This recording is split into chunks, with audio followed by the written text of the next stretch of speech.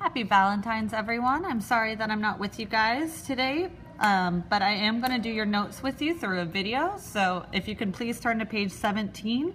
You glued in these notes yesterday. And of course, you're going to start off by putting today's date to 14/17 in the upper right-hand corner. Also over here, I'd like you to fill in that this is still in Unit 3. And today's lesson is called Using Proportions to Find the Missing Side of Similar Shapes. So yesterday we did a similar shapes investigation where you were able to set up a proportion to compare two similar rectangles or triangles, and by solving that proportion you were able to find that both sides were equivalent.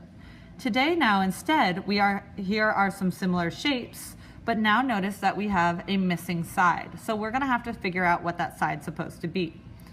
Well, we learn over here that there's a scale factor of 3.5 or 3.5 is used to create the enlargement, so the larger picture.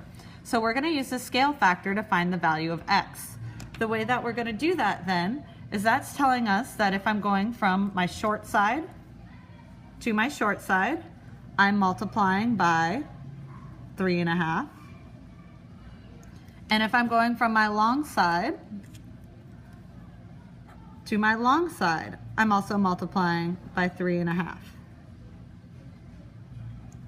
And I can just verify using our calculator that if I take my 6 centimeters and multiply it by 3.5, then I do indeed get 21. So I'm gonna have to do the same thing for the bottom. So let's take our short side of 4 and multiply it by 3.5. I'm gonna do it over here. 3.5 times 4. 4 times 5 is 20, put up the 2. 4 times 3 is 12, plus 2 more gives me 14. I have 1 digit behind my decimal, so that means in my answer I should have 1 digit behind my decimal, so I get 14.0, which is the same thing as 14 centimeters. So that means over here that we know that x is equal to 14 centimeters. And I'm going to box that. Okay, the next question asks us, number 1, why is using proportions to solve for the missing side of a similar shape a valid method? Well, let's set up our proportion. So we have our short side of 4 to our long side of 6 for our first rectangle. And I'm going to set that up in a proportion, so that means I'm setting two ratios equal to each other. In my other one, I have a short side of x, unknown, to a long side of 21. Okay, and just like I showed right here, to get from 6 to 21, I would have to figure out what to multiply it by. And well, we already know that that's a scale factor of 3.5. So then I could multiply it here and get a scale factor of 3.5. And again, because we're using the same scale factor, it works exactly the same. That means that you could set up a proportion, and we'll see later that to solve this proportion, if we have this proportion of 4/6 to x over 21, well, how would you solve something like that? You're going to be able to cross multiply. And we'll get that we'll get into that when we're going through our examples. Okay, so the reason it works is either way, we use the same scale factor.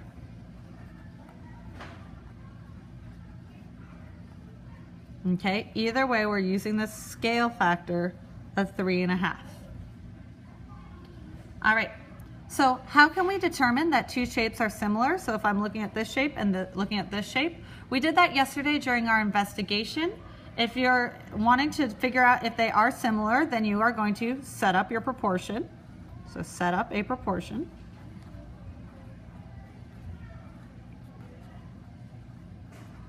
And cross multiply.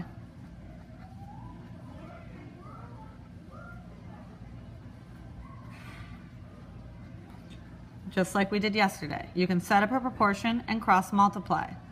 And then you know if the answers are equal,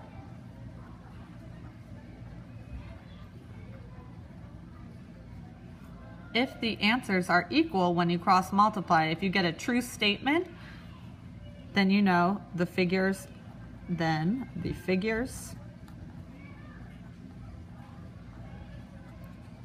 are similar.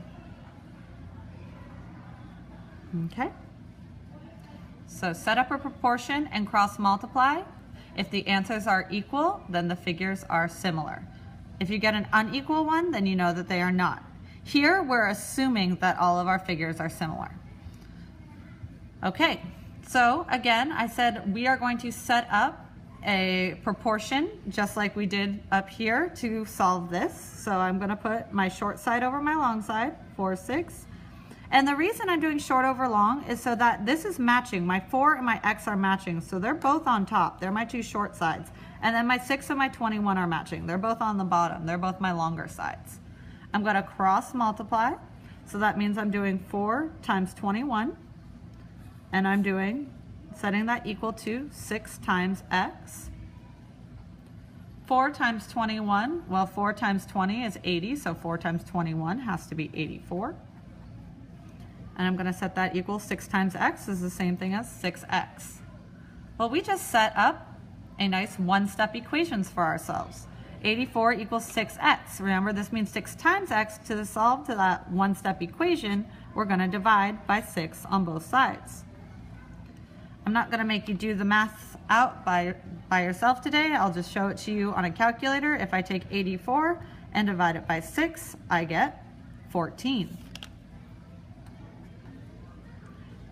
So, just like last time, we were able then to figure out through cross multiplying that x is equal to 14. Okay, now let's look at our bottom one. So now I have to solve for both x and y. So you're always going to have to start with the proportion with the one that you know. So what I know is I know this 12 and this 9, okay? And so I know that 12, the side that is 12 is the same as the side that is equal to 9. So I'm going to put those across from each other.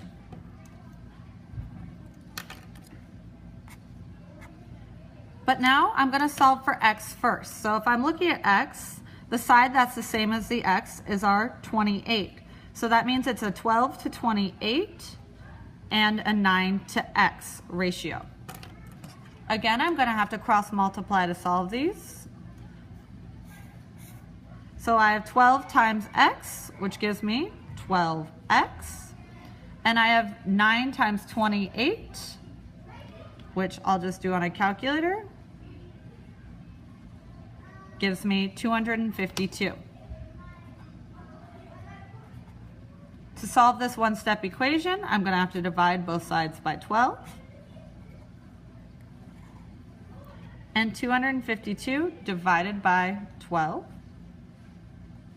gives me 21. So x is equal to 21. Since I'm talking about inches here, I'm going to include my units, 21 inches.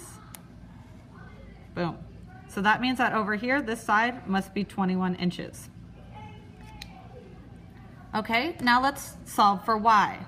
Again, I'm going to start with the ones that I know, the 12 and the 9. And the reason is, just in case I made a mistake on here, I don't want to use this number for my next one.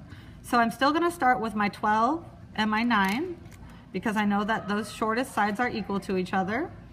And now I'm going to look at my y, and that's the same as in my similar figure, the 32. So the y goes with the 9, because they're on the same shape, and the 12 goes with the 32. Again, I can solve by cross multiplying. 12 times y is 12y. 9 times 32 is 288.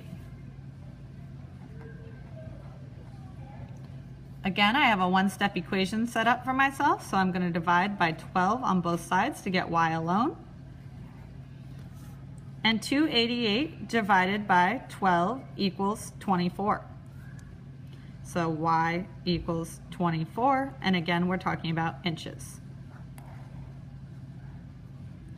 Okay, so that means over here, this side is 24 inches. You can check to make sure that you didn't make a simple mistake by seeing is your shortest side still your shortest side, your medium side, and your longest side, your longest side. So my shortest side was here, and this is still my shortest side. Then my medium side was this 28, so that means my medium side is the X. Good, 21 is between 9 and 24. And so then I know my longest side is my longest side over here. Good, 24 is still my longest of my 3 sides. I'm gonna let you look at that for a moment and get it copied down. And then let's look at our similar figures worksheet that we'll be working on today. I'm gonna do the first one for you, so you can copy this down with me, and then you'll be doing the rest on your own, okay? I'm gonna start with my shorter sides, so that's my 12 and my 3. So I'm gonna have 12 and 3. And with my 12, I have 20. And with my 3, I have my unknown side, my X. I'm gonna cross multiply to solve these. So I have 12 times X and 3 times 20. I'm just gonna move over here so I have room. So I have 12X is equal to 3 times 20. I'm gonna bring this down. 12X is equal to then 60.